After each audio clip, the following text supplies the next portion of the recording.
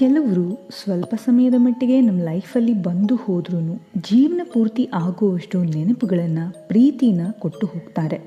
ನಮ್ಮ ಜೊತೆ ಯಾರೇ ಇದ್ರೂ ಅವರ ಸ್ಥಾನನ ತುಂಬಕ್ಕಾಗದೇ ಇರುವಷ್ಟು ಛಾಪನ್ನು ಮೂಡಿಸಿ ಹೋಗ್ತಾರೆ. ನನ್ನ ಹೆಸರು ಮಾಯಾ. ಇವತ್ತು ನಾನು ಹೇಳ್ತಾ ಇರೋದು ಸುಮಾರು 15 ವರ್ಷಗಳ ಹಿಂದಿನ ಕತೆ.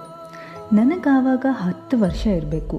ಅಪ್ಪ ಅಮ್ಮ ಇಬ್ಬರೂ ಗೌರ್ಮೆಂಟ್ ಜಾಬಲ್ಲಿ ಇರೋದ್ರಿಂದ ನನ್ನನ್ನು ಅಜ್ಜಿ ಮನೆಯಲ್ಲಿ ಬಿಟ್ಟು ಓದಿಸ್ತಾಯಿದ್ರು. ವಾರಕ್ಕೊಂದ್ಸಾರಿ ಬಂದು ನನ್ನನ್ನು ನೋಡಿ ಮಾತಾಡಿಸಿ ಹೋಗೋರು. ಅಪ್ಪ ಅಮ್ಮ ದೂರದಲ್ಲಿದ್ರೂ ನನ್ನ ಅಜ್ಜಿ ಅಜ್ಜ ಒಂದಿನಾನು ನನಗೆ ಅವರ ನೆನಪು ಆಗದೆ ಇರೋ ಹಾಗೇ ಬೆಳೆಸಿದ್ರು. ನಾನು ಅಷ್ಟೇ, ಬೇರೆ ಮಕ್ಕಳ ಥರ ಅಲ್ಲದೆ ನನ್ನ ಕೆಲಸನ ನಾನೇ ಮಾಡ್ಕೊಳ್ತಾ ನನ್ನ ಪಾಡಿಗೆ ಇರ್ತಿದ್ದೆ.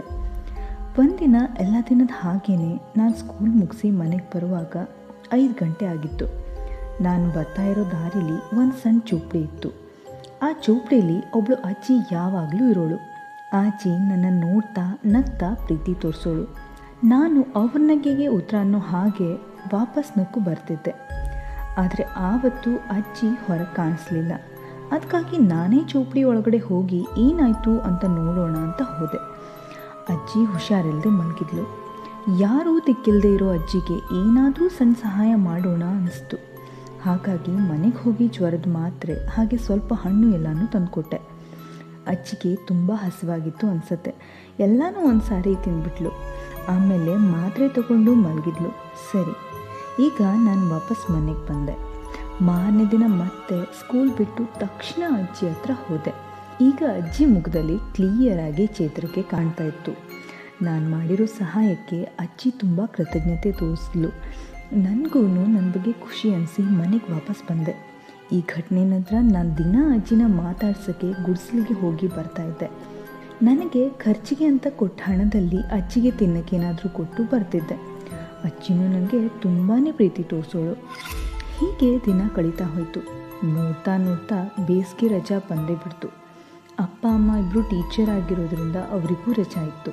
ಹಾಗಾಗಿ ನನ್ನನ್ನು ಕೂಡ ಅಜ್ಜಿ ಮನೆಯಿಂದ ರಜಕ್ಕೆ ಮನೆಗೆ ಕರ್ಕೊಂಡು ಹೋಗ್ತಾರೆ. ಅಪ್ಪ ಅಮ್ಮ ಮನೆಗೆ ಬಂದ ಖುಷಿಗೆ ಎಲ್ಲನೂ ಮರೆತು ನಾನು ಅಪ್ಪ ಅಮ್ಮನ ಜೊತೆ ಊರಿಗೆ ಹೋದೆ. 1.5 ತಿಂಗಳು ಅಜ್ಜಿನ ಮರೆತು ಬಿಟ್ಟೆ. ಸರಿ, ಈಗ ರಜೆ ಮುಗಿದು ಮತ್ತು ಶಾಲೆ ಆರಂಭ ಆಗೋದ್ರಲ್ಲಿತ್ತು. ನಾನು ವಾಪಸ್ ಅಜ್ಜಿ ಮನೆಗೆ ಬಂದೆ. ಸೀದಾ ಮನೆಗೆ ಬಂದೋಳೆ ಅಜ್ಜಿ ನೆನಪಾಗಿ ಚೌಪಡಿ ಕಡೆ ಓಡಿದೆ. ಆದರೆ ನನಗೀಗ ಒಂದು ಆಶ್ಚರ್ಯ ಕಾದಿತ್ತು.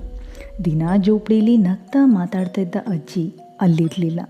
ಗಡಿಬಿಡಿಯಿಂದ ಸೀದಾ ಒಳಗೋಡ್ದೆ. ಒಳಗಡೆ ಎಲ್ಲ ಖಾಲಿ ಖಾಲಿ, ಎಲ್ಲ ವಸ್ತುಗಳು ಚೆಲ್ಲಾಪಿಲ್ಲಿಯಾಗಿದ್ವು. ಗಾಬರಿಯಾಗಿ ಅಕ್ಕಪಕ್ಕ ಎಲ್ಲ ನೋಡಿದೆ. ಎಲ್ಲೂ ಅಜ್ಜಿ ಸುಳಿವೇ ಇಲ್ಲ.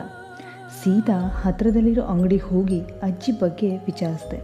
ಆವಾಗ ನನಗೆ ನಿಜವಾಗ್ಲೂ ಅಲ್ಲೊಂದು ಶಾಕ್ ಆದಿತ್ತು. ದಿನ ನನಗೆ ನಕ್ಕು ಮಾತಾಡಿಸ್ತಾ ಇದ್ದ ಅಜ್ಜಿ ಈಗ ಜೀವಂತವಾಗಿರಲಿಲ್ಲ. ಹೌದು, ನಾನು ಊರಿಗೆ ಹೋದ ಸ್ವಲ್ಪ ದಿನದಲ್ಲಿನೇ ಇದ್ದಕ್ಕಿದ್ದ ಹಾಗೆ ಮಲಗದಲ್ಲಿನೇ ಅಜ್ಜಿ ಶಾಶ್ವತವಾಗಿ ಕಣ್ಮುಚ್ಕೊಂಡು ಬಿಟ್ಟಿದ್ರು. ಮಗ ಸೊಸೆ ಎಲ್ಲ ಇದ್ದರೂ ಯಾರೂ ನೋಡ್ಕೊಳ್ಳೋಕ್ಕೆ ಸಣ್ಣ ಜಾಗನೂ ಕೊಡದೆ ಅಜ್ಜಿನ ಬೀದಿಗೆ ತಳ್ಳಿದ್ರು. ಅಜ್ಜಿ ಸತ್ತಾಗಲೂ ಕೂಡ ಅವಳ ಮಕ್ಕಳು ಯಾರೂ ಅವಳನ್ನು ನೋಡೋಕ್ಕೆ ಬರಲಿಲ್ಲ.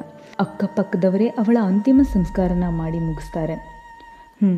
ದಿನ ನಕ್ಕು ಪ್ರೀತಿಯಿಂದ ಮಾತಾಡಿಸ್ತಾ ಇದ್ದ ಅಜ್ಜಿ ಇನ್ಮುಂದೆ ಯಾವತ್ತೂ ಅಲ್ಲಿ ಇರಲ್ಲ ಅನ್ನೋ ವಿಷಯ ನನ್ನಿಂದ ಅರ್ಗಿಸ್ಕೊಳ್ಳೋಕ್ಕೆ ತಿಂಗಳುಗಟ್ಟಲೆ ಬೇಕಾಯಿತು. ಇದಾಗಿ ಎಷ್ಟೋ ವರ್ಷಗಳು ಕಳೆದ್ರೂ ಇವೆಲ್ಲ ಇನ್ನೂ ಕಣ್ಮುಂದೆ ಬಂದ ರೀತಿಯೇ ಇದೆ. ಅದಕ್ಕೆ ಅಲ್ವಾ ಕೆಲವು ನೆನಪುಗಳ ಹಾಗೇನೆ ಸುಟ್ಟರೂ ಹೋಗಲ್ಲ, ಸತ್ತರೂ ಹೋಗಲ್ಲ ಅಂತ. ಸೊ ಗಾಯ್ಸ್, ಈ ವಿಡಿಯೋ ಇಷ್ಟ ಆಯಿತು ಅಂದ್ಕೊತೀನಿ. ಇದೇ ರೀತಿ ಇನ್ನೂ ಸ್ಟೋರಿಗಳಿಗಾಗಿ ನನ್ನ ಚಾನಲ್ನ ಸಬ್ಸ್ಕ್ರೈಬ್ ಮಾಡೋದನ್ನು ಮರಿಬೇಡಿ. ಇನ್ನೊಂದು ಸ್ಟೋರಿ ಜೊತೆ ಬರ್ತೀನಿ. ಅಲ್ಲಿವರೆಗೂ ಟೇಕ್ ಕೇರ್.